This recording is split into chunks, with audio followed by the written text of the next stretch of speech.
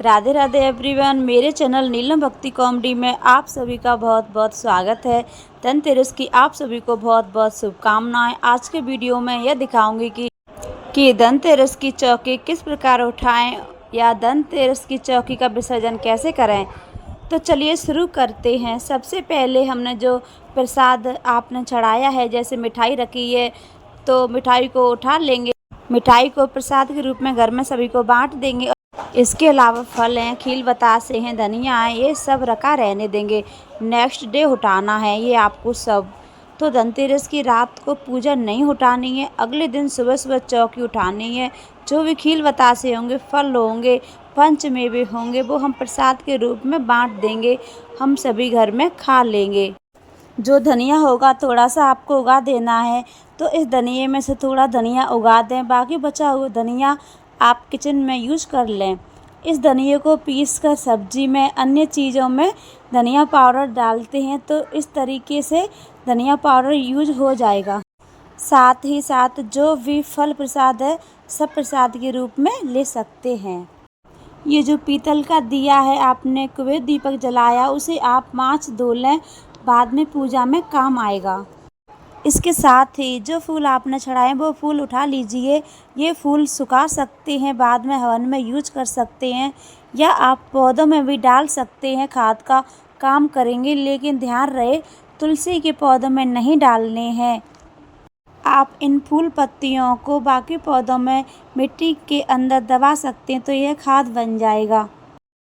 अब जो आपने बाकी सामान चढ़ाया उसका क्या करेंगे। जो मिट्टी के दिए रात को रखे हैं आपने, वो आप डेकोरेशन में यूज कर सकते हैं, लेकिन हाँ, पूजा में फिर से यूज नहीं करने हैं।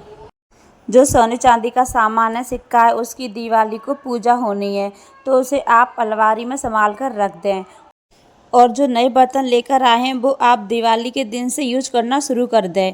जो भी आप नया सामान लेकर आएँ वो आप दिवाली के टाइम से शुरू कर दें। ये जो औषधियाँ हैं भगवान धन्वंतरी को चढ़ाई हैं, ये सब प्रसाद के रूप में यूज होंगी। ये सारी औषधियाँ आप फेंकें ना, इन्हें आप घर में यूज कर लें।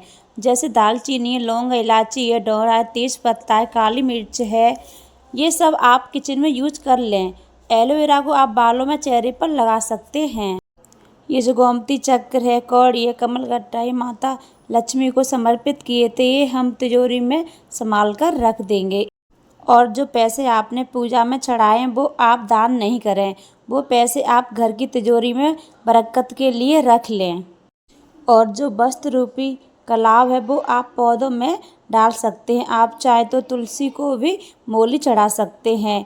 ये आप पौधों की मिट्टी में दबाकर रख दें तो खाद बन जाएगी। अगर आपके पास पौधे नहीं हैं जिसमें आप विसर्जन कर सकें, तो आप गार्डन में भी पौधों की मिट्टी में दबाकर आ सकते हैं। इन सभी को कचड़े में नहीं डालना, ये सब भगवान को अर्पित की गई चीज़ हैं। साफ जगह मिट्टी में या किसी पेड़ के नीचे विसर्जित कर सकते हैं। जो लोटे में जल रखा था, हम पूजा में थोड़ा सा जल आप अपने घर में छिड़कें, बाकी बचे पानी को आप अपने पीने के पानी में मिला सकते हैं, या फिर पानी में कुछ गिर जाए तो आप पानी को पौधों में डाल सकते हैं। माता लक्ष्मी और श्री गणेश जी की मूर्ति आप अपने मंदिर में फिर से विराजमान कर लें। अगर मंदिर में ही पूजा की है तो कोई बात ही नहीं है। और कुबेर भगवान जी की फ़ोटो है, ये भी आप मंदिर में रख लें। जो सुपारी से हमने धन्वंतरी भगवान बनाए थे, उन सुपारी का क्या करें, आप अपने मंदिर में रख दें, ताकि जो पूजा आएगी आप उसमें यूज कर सकते हैं। चौकी पर जितने भी चावल बचे उनका क्या करें। तो चावल अच्छे हैं, आप पकाकर खा सकते हैं, या इन चावलों में धनिए फूल मिल गए होंगे तो आप इन चावलों को आप धोकर बीन कर खिचड़ी बना लें, या आप खीर बना सकते हैं।